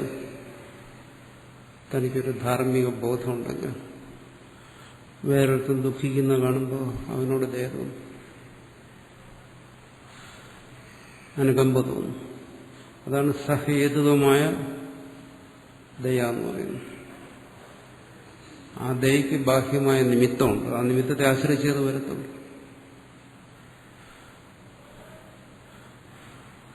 മറ്റൊരുവന്റെ ആ ദുഃഖത്തെ കാണുമ്പോൾ അതിനനുസരിച്ച് വരും. അപ്പം അങ്ങനെ ദുഃഖം ഹേതുവായാണ് ദയ വരുന്നതെങ്കിൽ അത് സഹേതുകമാണ്. അവിടെ കരുണ എന്ന് പറയുന്നത് നിമിത്തത്തെ ആശ്രയിച്ചാണ് വരുന്നത്. തത്വജ്ഞാനിയെ കുറിച്ച് എന്താ പറയുന്നത്? അഹേതുകതയാ സിന്ധു. അവിടെ കരുണ ഒരു നിമിത്തത്തെ ആശ്രയിക്കുന്നില്ല. ബാഹ്യമായ ഒരു നിമിത്തത്തെ ആശ്രയിച്ച് അവിടെ ദയ അല്ലെങ്കിൽ കരുണ ഇത്തരം ഭാവങ്ങൾ വരുന്നില്ല. എന്തുകൊണ്ട്? സഹേതുകമായി ദയ കരുണ എല്ലാം വരണമെങ്കിൽ അവിടെ ഭേദബുദ്ധി വരണം. അന്യൻ ദുഃഖിക്കുന്നു, അവന്റെ ദുഃഖത്തെ ഇല്ലാതാക്കണം. ഇവിടെ പറയുന്നത് എന്താണ്? ഞാൻ തന്നെയാണ് സൂര്യൻ, ഞാൻ തന്നെയാണ് മനു. അപ്പോൾ അയാൾ അറിയുന്നത് സൂര്യൻ മനു എന്നുള്ള ഭേദത്തെയല്ല, മറിച്ച് ആ ഭേദത്തിന് ആധാരമായിരിക്കുന്ന തത്വത്തെയാണ്. ഏതൊരു തത്വത്തിലാണോ ആ ഭേദങ്ങൾ നിലനിൽക്കാത്തത്, അതുകൊണ്ടാണ് അതറിയാൻ കഴിയുന്നത്. ആ തത്വത്തിൽ ഈ സൂര്യനെന്നും മനുവെന്നുമുള്ള ഭേദം നിന്നു കഴിഞ്ഞാൽ അത് അജ്ഞാനിയുടെ കാഴ്ചപ്പാടാണ്. ഈ തത്വത്തിൽ സൂര്യൻ മനു എന്നുള്ള ഭേദത്തിന് അവസരമില്ല. ഞാൻ നീ എന്നുള്ള ഭേദത്തിന് അവസരമില്ല. അപ്പൊ അന്യന്റെ ദുഃഖം കാണാൻ എങ്ങനെ തത്വജ്ഞാനിക്ക് കഴിയത്തില്ല. അപ്പോ തത്വജ്ഞാനിയിലിരിക്കുന്ന ദയ എന്ന് പറയുന്ന ഹേതുകമാണ്. അത് ആ തത്വബോധം തന്നെ, അതൊന്ന് വേറിട്ടല്ല. ആ തത്വബോധത്തിൽ മാത്രമല്ല ഹേതുവില്ലാതെ വരും. വേറെ എവിടെയും ഹേതുവിനെ ആശ്രയിക്കേണ്ടി വരും. തത്വം നിർഹേതുകമാണ്, അതിന് ഹേതുവില്ല. അതുകൊണ്ട് തത്വബോധത്തിന് ഹേതുവില്ല. അപ്പോൾ അവിടെ ദയ, കാരുണ്യം, ഏതെല്ലാം സദ്ഭാവനകളെ കുറിച്ച് നമ്മൾ പറയുന്നു അതെല്ലാം തത്വജ്ഞാനം തന്നെയാണ്. അതിനപ്പുറമൊന്നുമില്ല. അത് സർവ്വലോകാനുരൂപമായി, ലോകത്തിന് അനുരൂപമായി ആജ്ഞന്റെ ദൃഷ്ടിയിൽ അവനതിനെ പല പേരിടും. ദയ, കാരുണ്യം, കൃപ, ഇങ്ങനെയുള്ള പേരുകൾ പറയുന്നു നിങ്ങൾ. കാരണം ആ പറയുന്നതെല്ലാം അതിന്റെ സ്വഭാവത്തിൽ നോക്കിക്കഴിഞ്ഞാൽ ഇതെല്ലാം ഹേതുക്കളെ ആശ്രയിക്കുന്നതാണ്. ഹേതുവിനെ ആശ്രയിക്കാത്ത തത്വബോധം മാത്രം. ആ തത്വബോധം തന്നെയാണ് അജ്ഞൻ അവന്റെ കാഴ്ചപ്പാടനുസരിച്ച് അവന് ഈ തരത്തിലല്ല. അതൊക്കെ അവന് ആവശ്യമുണ്ട്. തത്വജ്ഞാനിക്ക് കൃപയുടെയോ സ്നേഹത്തിന്റെയോ കാരുണ്യത്തിന്റെയോ ആവശ്യമുണ്ടോ? അജ്ഞനിതൊക്കെ ആവശ്യമാണ്. ആ തത്വജ്ഞാനത്തെ അവൻ ആ രീതി സ്വീകരിക്കുന്നു. ഒരാൾ കൃപയായി സ്വീകരിക്കുന്നു, ഒരാൾ കാരുണ്യമായി സ്വീകരിക്കുന്നു. പക്ഷെ അത് അഹേതുകമായി ആ തത്വജ്ഞാനിയിൽ സഹജമായി പ്രകാശിക്കുന്ന ബോധമാണ്. അതിനെ ഈ ലൗകികമായ കൃപ, കരുണ, സ്നേഹം എന്ന് നമ്മൾ തിരിച്ചറിയാൻ പാടില്ല. അതിന് അജ്ഞന്റെ മനസ്സിലുള്ള കാര്യങ്ങളാണ്. അതുകൊണ്ടാണ് പറയുന്നത് അസഹായ സാധനം. ഇതിന് സഹായങ്ങളൊന്നുമില്ല. ഇതിനോട് മറ്റൊന്നിനെയും കൂട്ടിച്ചേർക്കാൻ പറ്റില്ല. മറ്റെന്ത് പറഞ്ഞാലും അതിത് തന്നെയാണ്. ആ തത്വജ്ഞാനത്തെ നമുക്ക് ഭക്തി എന്ന് പറയാം, ആ തത്വജ്ഞാനത്തെ സമാധി എന്ന് പറയാം. അങ്ങനെയെല്ലാം പറയുന്നിടത്ത് ഭേദമില്ല. ഒരേ ഒരു ബോധത്തിന് തന്നെ പല പേരിട്ട് പറയുന്നേ ഉള്ളൂ. അപ്പോൾ ഇത് ആ തത്വജ്ഞാന ഫലമാണ് ഇവിടെ പറയുന്ന സർവാത്മഭാവം. എന്താ അത് ഭക്തിയുടെ ഫലമല്ലേ എന്ന് ചോദിച്ചാണ്. എന്തുകൊണ്ട്? അത് ഭക്തി അത് തന്നെയാണ്, ആ തത്വജ്ഞാനം തന്നെ. അത് സമാധിയുടെ ഫലമല്ലേ എന്ന് ചോദിച്ചു കഴിഞ്ഞാൽ ആണ്. എന്തുകൊണ്ട്? അത് തത്വജ്ഞാനം തന്നെയാണ് സമാധി. അവിടെ ഒന്നിനെയും അതിൽ നിന്ന് മാറ്റി നിർത്തേണ്ട കാര്യമില്ല. അസഹായ സാധനം. പക്ഷെ അതിന്റെ സ്വരൂപം ഇവിടെ അതിന് തത്വജ്ഞാനം എന്ന് പറയുന്നു. അതിന്റെ ഫലം പറയുന്നു സർവാത്മഭാവം എന്ന് പറയുന്നു. ഇത് പശ്യത് സർവാത്മഭാവം ഫലം പ്രതിവേദ യസ്മാത് പ്രയോഗാത് ബ്രഹ്മവിദ്യ എന്നാണ് പറയുന്നത് ഭാഷ്യകാരൻ. ബ്രഹ്മവിദ്യയെന്നോ ആത്മബോധമെന്നോ എന്ന് വേണം പറയും. അത് അസഹായ സാധന ആണ്. അതുകൊണ്ട് സാധ്യമാണ് മോക്ഷം. അത്തരത്തിലുള്ള അമോക്ഷത്തെ ഇവിടെ കാണിക്കുന്നു. അമോക്ഷത്തെ സർവാത്മഭാവമെന്നോ അല്ലെങ്കിൽ ഭേദനിവൃത്തിയെന്നോ അവിടെയൊക്കെ സംഭവിക്കുന്ന ഒന്ന് തന്നെ എന്ന് പറയാം. അത് അവശ്യം ഭാവിയാണ്. എങ്ങനെ ഭുഞ്ചാനഹ തൃപ്യതി. കാരണം ഇവിടെ പറഞ്ഞെന്താണ്? പശ്യൻ എന്നാണ് ഇവിടെ ശ്രുതി പറയുന്നത്. പശ്യൻ എന്ന് പറഞ്ഞാൽ ശത്രു പ്രത്യാന്തം, ഭുഞ്ചാന എന്ന് പറഞ്ഞാൽ ശാനച്ച് പ്രത്യാന്തം. ഭാഷയുടെ നിയമം അനുസരിച്ച് രണ്ടും ഒരേ സ്വഭാവത്തിൽ പ്രയോഗിക്കുന്നതാണ്. അത് കണ്ടുകൊണ്ട് പറയുകയാണ് എന്താണ്? തസ്മാശ്രമോ യോ ദേവാന പ്രതിബുദ്ധ്യ സൈവ തഥാ ക്ഷീണം തഥാ മനുഷ്യാണ് തത് ഏതത് പശ്യൻ വാമദേഹ പ്രതിഭേദേ. പശ്യൻ പ്രതിഭേദേ എന്ത്? സർവാത്മഭാവം. അതിനെ കണ്ടുകൊണ്ടവൻ സാക്ഷാത്കരിച്ചു എന്ന് പറയും. ഒരു ഉദാഹരണം പറയുന്നു. ഭുഞ്ചാനഹ തൃപ്യതി. എന്തിനു വേണ്ടിയിട്ടാണ് ഭക്ഷണത്തിന് വേണ്ടി ഓടുന്നത്? ഭക്ഷണം തേടുന്നത് എന്തിനു വേണ്ടിയിട്ടാണ്? അത് കഴിച്ചൊരു വിശപ്പ് മാറ്റണം, ദുഃഖം നിവൃത്തി. വിശപ്പ് മാറുക മാത്രമല്ല, അതൊരു ആനന്ദപ്രാപ്തിയാണ്, തൃപ്തി. ആ ഭക്ഷണം നേരെ ചൊവ്വയെ കഴിച്ചു കഴിഞ്ഞാൽ ഒരു തൃപ്തി വരും. വിശപ്പ് എന്ന് പറയുന്ന ദുഃഖം മാറുന്നു, തൃപ്തി എന്ന് പറയുന്നുണ്ടാകുന്നു. അതുപോലെ ഇവിടെ ബ്രഹ്മവിദ്യ ഇവിടെ പറയുന്ന ആ ഏകത്വബോധം, ആ ഏകത്വബോധം കൊണ്ട് ദുഃഖനിവൃത്തി ഉണ്ടാകുന്നു, അല്ലെങ്കിൽ ഭേദനിവൃത്തി ഉണ്ടാകുന്നു. തൃപ്യതി, സർവാത്മഭാവം ഉണ്ടാകുന്നു. എന്നുവെച്ചാൽ ആ ഏകത്വബോധത്തിൽ അയാൾ സ്ഥിതനാകുന്നു. അതാണ് അതിന്റെ ഫലം. അത് നമുക്ക് മനസ്സിലാക്കി തരുന്നതിന് വേണ്ടി പറഞ്ഞു. ഒരു സാധനം കൊണ്ടൊരു സാധ്യം എങ്ങനെ സംഭവിക്കുന്നു, ഭോജനം കൊണ്ടെങ്ങനെ തൃപ്തി സംഭവിക്കുന്നു, അതുപോലെ ഈ തത്വബോധം കൊണ്ട് അതും അവിടെ തത്വബോധത്തെ മാത്രം സ്വീകരിക്കുക, മറ്റൊന്നിനെ അവിടെ സ്വീകരിക്കുക. ആ തത്വബോധം കൊണ്ടവൻ സർവാത്മഭാവത്തെ പ്രാപിക്കുന്നു. അത് ആ തത്വബോധത്തിന്റെ ഫലമാണെന്ന് പറയുന്നു. ആ തത്വബോധത്തിലുള്ള നിഷ്ഠ തന്നെ അതിന്റെ ഫലം. അവിടെ തത്വബോധം ഒന്ന്, തത്വബോധത്തിന്റെ ഫലം രണ്ട് എന്നുള്ള ഭേദം വരത്തില്ല. അത് കേവലം തത്വബോധം എന്നുള്ള നിലയ്ക്ക് അതിനെ ഹേതുവായി പറയുന്നു. സർവാത്മഭാവം എന്നുള്ള നിലയ്ക്ക് അതിനെ ഫലമെന്ന് പറയുന്നു. പരമാർത്ഥത്തിൽ അത് ഒന്ന് തന്നെയാണ്. വീണ്ടും അവിടെ ദ്വൈതം നീക്കുന്നില്ല. പക്ഷെ ഭക്ഷണം, തൃപ്തി, അതൊക്കെ വ്യവഹാരമാണ്, അതിന് ദ്വൈതം വരും. ഇവിടെ അത്തരത്തിലുള്ള ദ്വൈതം, ഭേദം ഇല്ല. അതുകൊണ്ടത് കേവലമായ ബോധം മാത്രമാണ് എന്നാണ് പറയുന്നത്.